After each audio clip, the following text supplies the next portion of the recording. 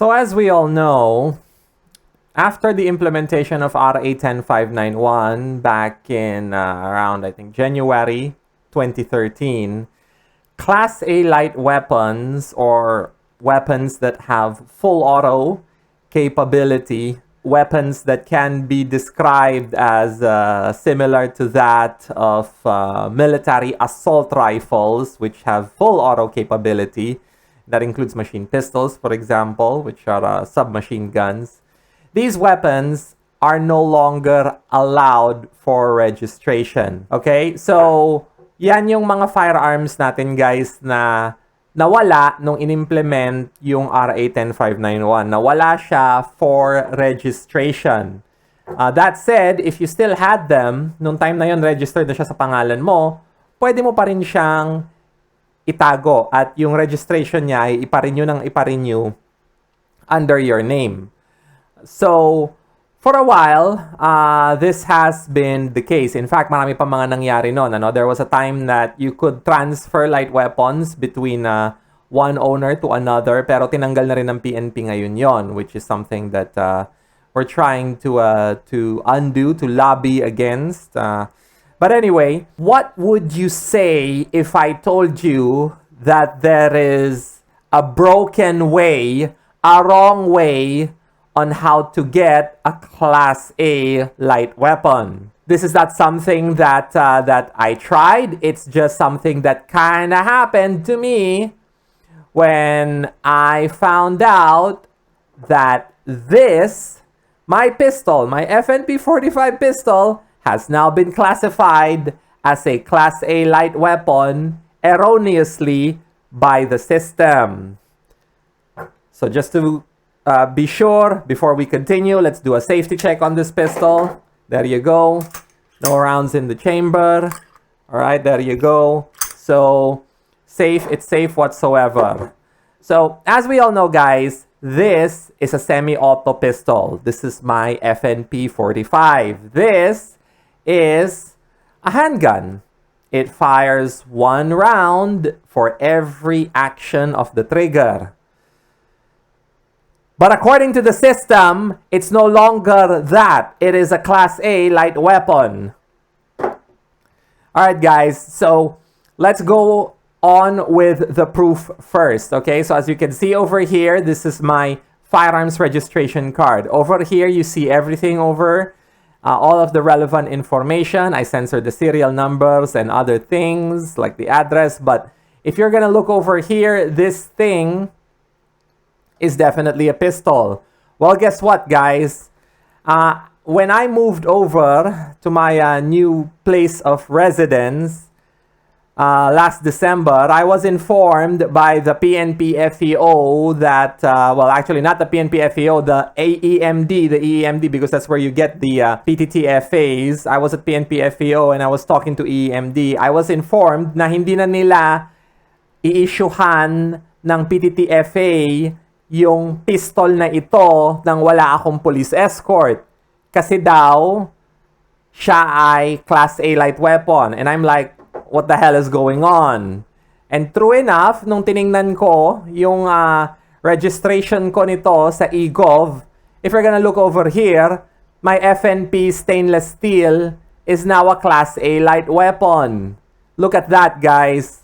Look at that. According to this registration information here, FNP STS is now manufactured by UDMC. It is now classified as a rifle, and it is also classified as a Class A light weapon. What the hell? So anyway, obviously this is a problem of a bug, okay?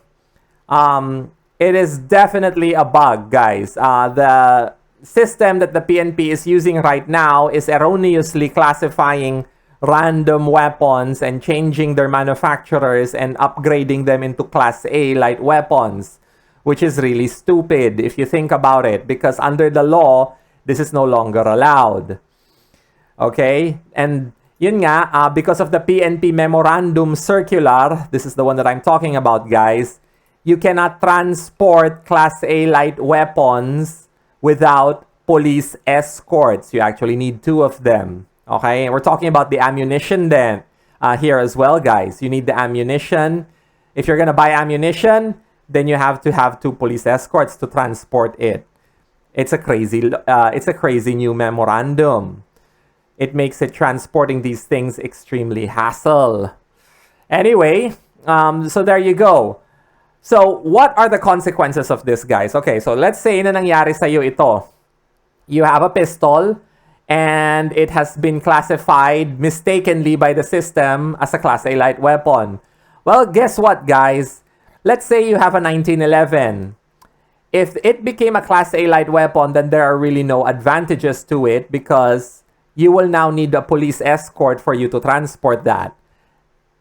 Apparently, the PNP doesn't care if it's wrong in their system. Ang susundin nila is kung ano yung nakalagay sa system. Even if the 1911 information is stupid na nakalagay doon ay Class A light weapon, pero 1911, for example, mas papaniwalaan nila yon na Class A light weapon siya kaysa doon sa it's a 1911, it's not a Class A light weapon, I can go to the range with it, even if the system says it's a Class A light weapon. So, nangyari na yun sa akin. Hindi nila talaga sinama sa PTTFA application ko to kasi kailangan niya ng separate dahil Class A light weapon daw. Let me decock it. There you go. Class A light weapon siya. So, now, let's say that your Glock 17 became a Class A light weapon. So, Charles, pwede ba nating kabitan niya ng happy switch? And then, hindi na natin papaayos yung registration error. And then, it permanently becomes a legal Class A light weapon.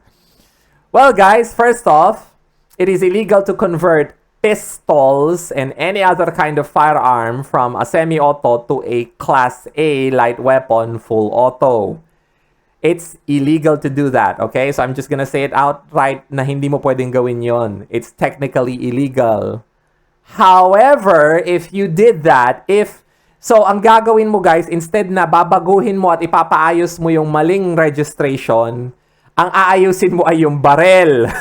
Gagawin mo siyang according to the registration na Class A light weapon because of a bug. Well, guys, if ginawa mo yan, I don't know kung ano yung magiging consequences doon because practically that would be legal dahil sinusunod mo lang naman kung ano yung nandoon sa PNP FEO system. And the happy switch installation wouldn't introduce a problem with the Class A light weapon classification kasi tama naman yon doon sa nakalagay sa system. So I guess this is a way for you to incorrectly get a full auto firearm. Really stupid, guys, but I guess that would be a way for you to get a Class A light weapon erroneously. Hindi mo na lang ipapakorek yung problema, babaguhin mo na lang yung firearm. So anyway, guys, gusto ko lahat tayo magka-Class A light weapon. I really want na mabalik yon because that is how it was once dun sa dating system. Before RA 10591 implementation. However, guys, this is a really ridiculous and stupid way of getting a Class A light weapon. So, let's do it the right way and lobby for it to be legal again rather than rely on bugs to get your Class A light weapon. So I'm really frustrated by this issue kasi this is a problem that cannot be fixed online.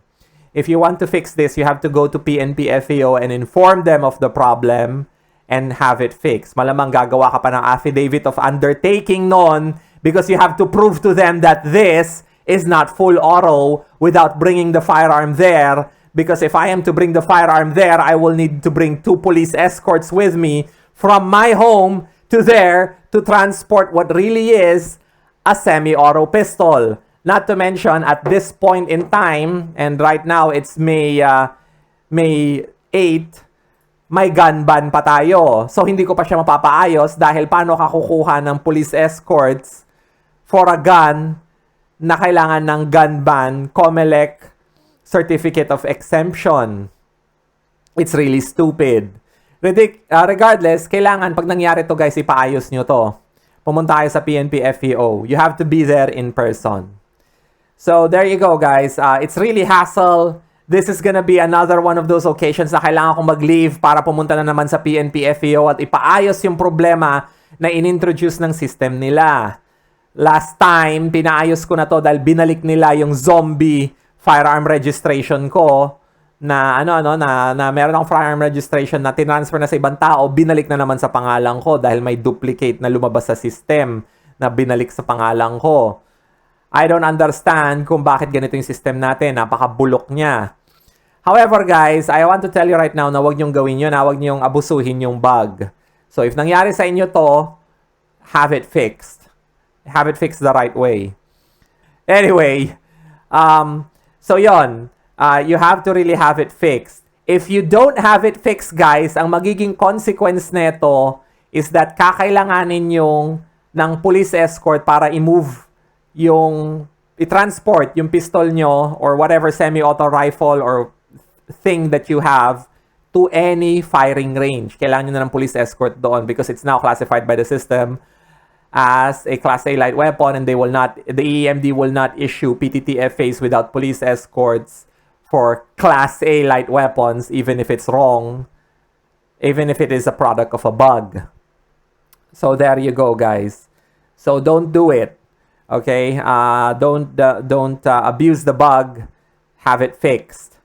That said, this is a problem na kailangan talaga nilang ayusin sa system nila.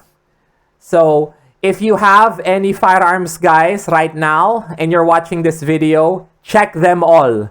Check to make sure that none of them have been erroneously classified as a Class A light weapon by the system. Apparently, the system does this randomly.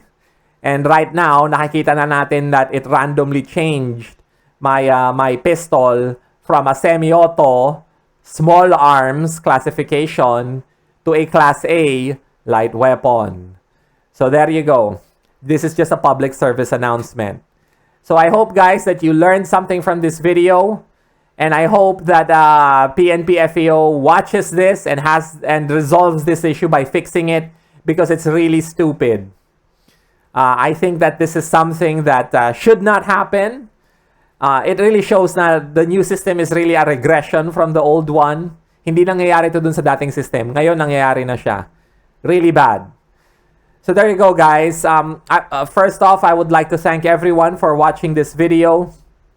I do not monetize any of these videos, so if an ad pops up, guys, please feel free to skip it. It's really not helping me at all. I don't monetize any of my videos. That said, we do have donors who donate to the channel, so thank you very much to all of you guys. I really appreciate it. And if any of you have anything to spare, I will appreciate a donation. It really helps a lot in continuing all of our hard work, keeping the public informed on all of these issues when it comes to firearms ownership here in the Philippines. So there you go. So thank you, guys, for watching this video. And please check your licenses to make sure that this is not happening to you. And if it is, go to PNP FEO to have it fixed. So I appreciate you watching this. And I will see you all in the next video.